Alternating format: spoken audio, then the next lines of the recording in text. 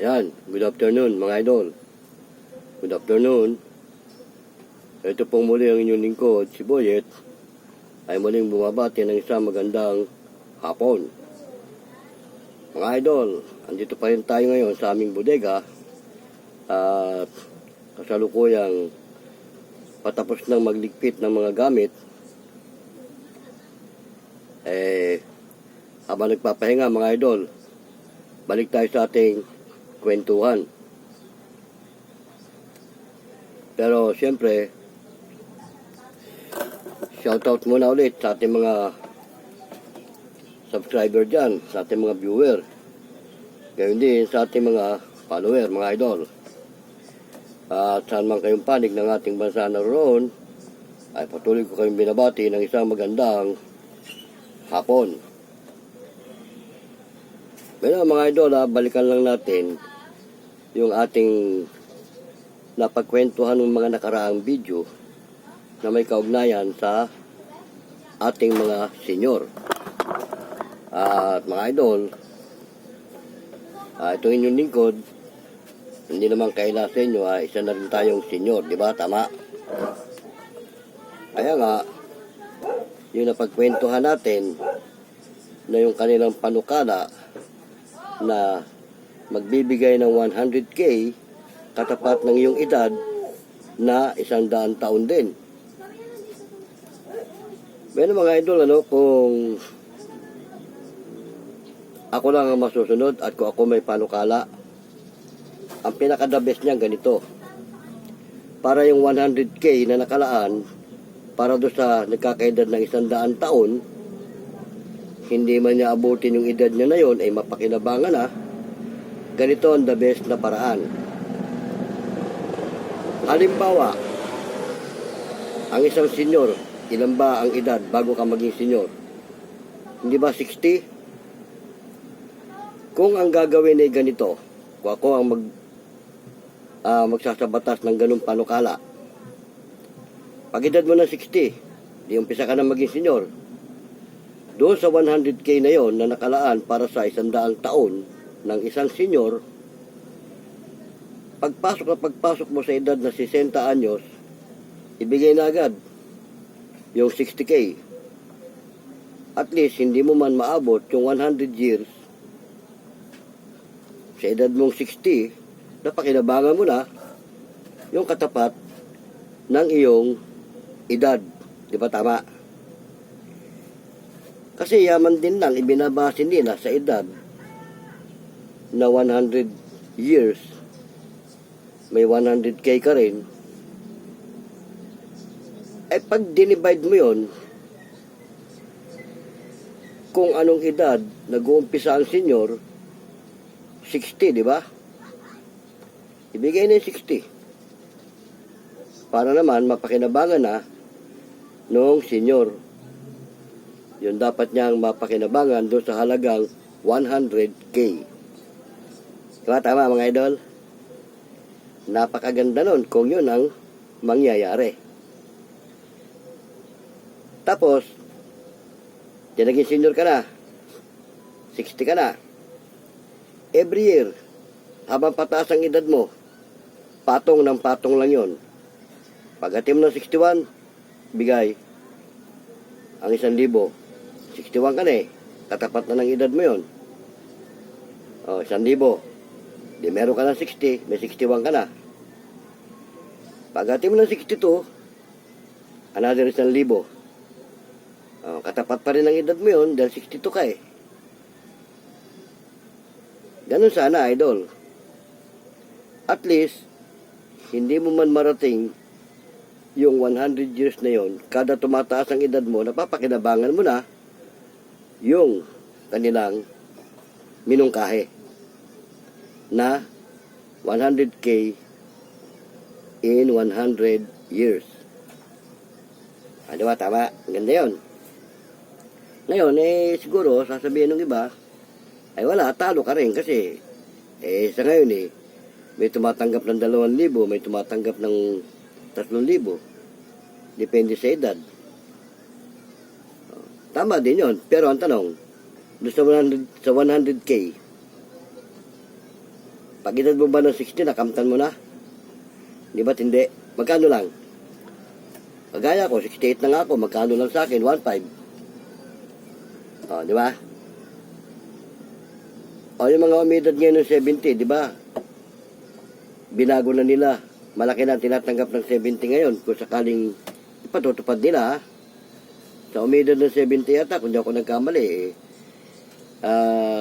doon sa 100K na yun, may higit kalahati na yata ang ibibigay sa'yo doon. O, kalahati. O. Pero, matagal din. Isipin mo, pag umidad ka ng 70, mula 60 hanggang 70, kung hindi pa binabago yung sistema ng pamimigay nila, baba pa rin ang makakamtan mo. O, di ba? Pero yung sistema na doon sa 100K na yon, ibabase mo sa edad, maraming mas makikinabang. Kasi, ba't ka matatalo kung sakaling kada taon 1,000 ng 1,000 lang ibibigay sa'yo? Ba't ka matatalo? Eh, pag edad mo ng 60, napakinabangan mo na agad.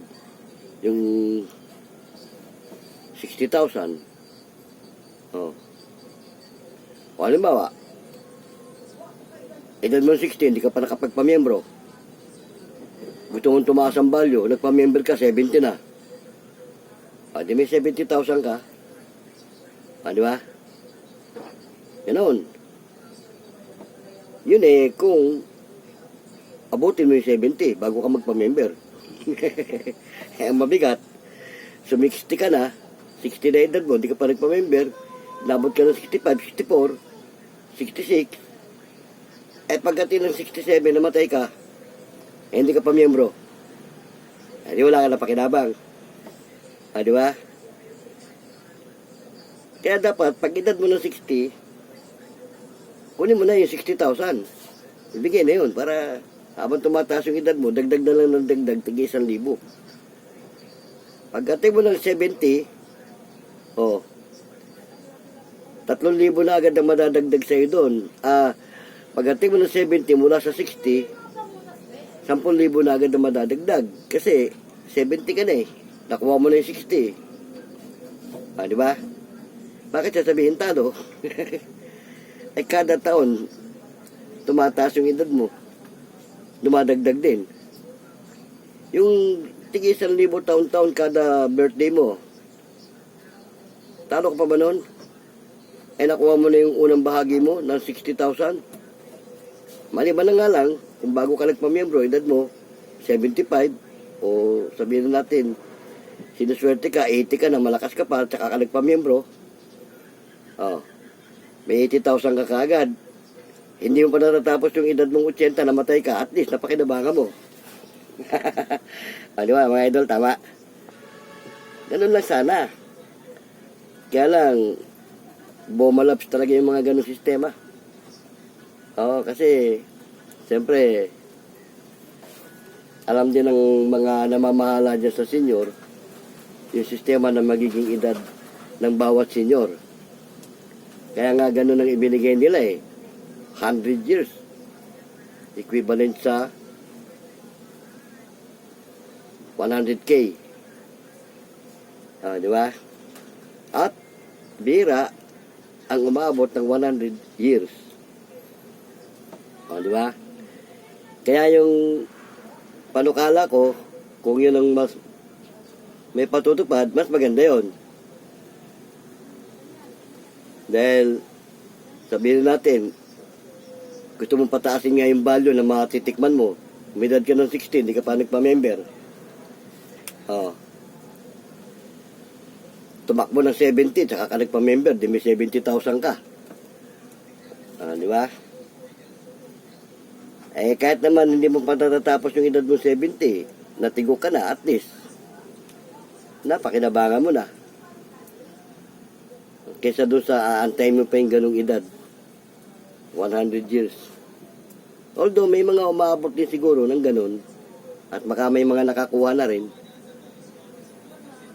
Dapat nga ganito yan Doon sa 100K, di ba? Dapat ibaba ang rate ng pagpasok ng senior. Kailangan 50 senior na. Kasi kalahati na ng 100 taon yan Kung tutusin eh. Yan nga ang dapat na standard na magiging senior ka eh. Pag edad mo ng 50 eh. Oo, kumbaga golden yan eh. Golden anniversary na ng buhay mo yan. 50 years. O dapat yung 100K, kalahati na nung edad mo, ibigay na yun. O ngayon, siyempre, ang ano required nila, 60. O di, pag edad mo ng 60, ibigay sa yung 60,000. O, di ba? Napakaganda nun kung yun ang mangyayari. Pero palagay ko, magwawakas na lang ang mundo, hindi mangyayari yun. Oo, hindi mangyayari. Kasi, siyempre, hindi natin alam kung anong sistema talaga. Tayo naman mga senior na napag-uusapan lang naman natin, napagkukwentuhan lang naman natin yan. Tungkol sa sistema ng bigayan. Ewan ko lang, may mga lugar nga, minsan na wala raw nakakamtan eh. Wala, oo. Doon sa pinupuntahan namin sa Bataan yung ilang senior na nakausap ko rin, wala silang natatanggap eh. Meron naman din na nakakatanggap, pero depende siguro talaga sa lugar. Oo, kaya mapalad pa nga tayo, nandito tayo sa syudad eh. Dahil nakakatanggap talaga tayo. Pero mabuti na lang din yung kahit paunti-unti yung bigay nila, at least may napapakinabangan, di ba? Pero kung ikukumpara mo doon sa 100K, wala eh, kalahati halos ang mawawala eh. Hindi lang kalahati kasi 60 na eh, 60. Senior ka na eh. Wala ka naman makakamtan. Kundi yung 1.5. Kagaya ko, 68 na ako, 1.5 lang. Oh. Yung mga 70 yata, yun ang 2,000. Yung mga 80, yan yata, depende sa edad nga eh. Kumbaga, hindi talaga balanse. Di ba? Tama. Pero yung suggestion ko, na pagdating ng 60 ng isang tao at senior na siya, ibigay na yung 60. Matigok man siya, hindi pa natatapos yung 60, may napakinabang na siya. Kasi sa totoo lang pag edad mo na ng mga 70, 80, wala na eh. Alam mo nga, sumakabilang buhay na yung pinsan ko, 70 plus ang edad nun. Kano lang yun? Wala pa sa treasure party ng 100K yung kanya nakuha. Di ba?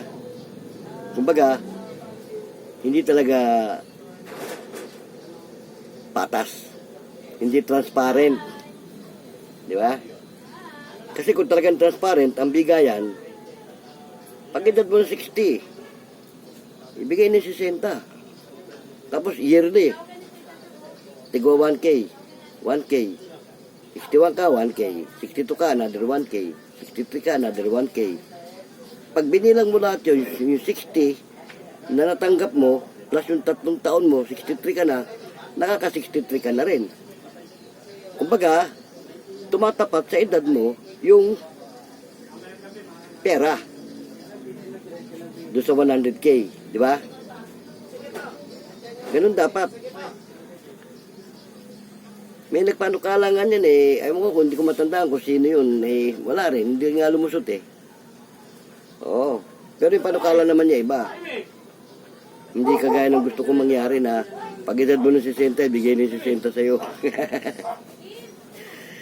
Pagka ganun ang nangyari, lahat ng mga bagong magiging senior matutuwa. O halimbawa naman, na bago, tinupad yung ganung sistema na pag edad mo ng 60, ibigay na yung 60,000 mo. So, di na pag-edad mo ng 60, hindi mo nakamtan yon. Kasi, nakatali ka sa 1.5. Ako nga yata, nung pagpatak mo ng 60, 1,000 nga lang yata nung unang bigayan, pag edad mo ng 60, 1,000 lang yata ang bigayan nun Oh. Kaya lang ako nag-1.5 ngayon magsi-70 na ako. 68 na nga ako Oh. Ganun pa man, hindi pa rin balance. Di ba? Diba, nagbago. O sige, ganito na lang, lahat ng mga bagong senior na papasok, kung ano man ang edad mo, bigay na sa'yo. O dapat, halimbawa, kagaya ko, 68 na ako. O, hindi ko naman nakamtan yung 60. I-minus na lang yung 8,000 doon sa 60. O, meron akong 52. Di ba?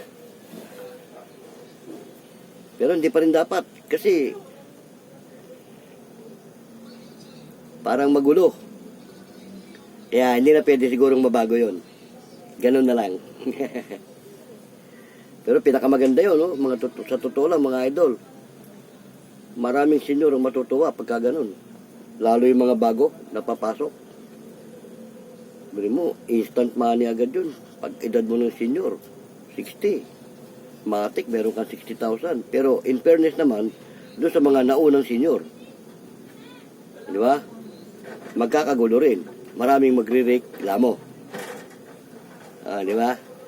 Kaya ganyan na lang. Tuloy na lang itong dating batas na kung magkano tinatanggap ng senior, yun na. Kasi pag binago, ibinirik doon sa gustong mangyari na pag edad ng 60 talaga matatanggap, ay paano yung mga naunang 60? Di ba?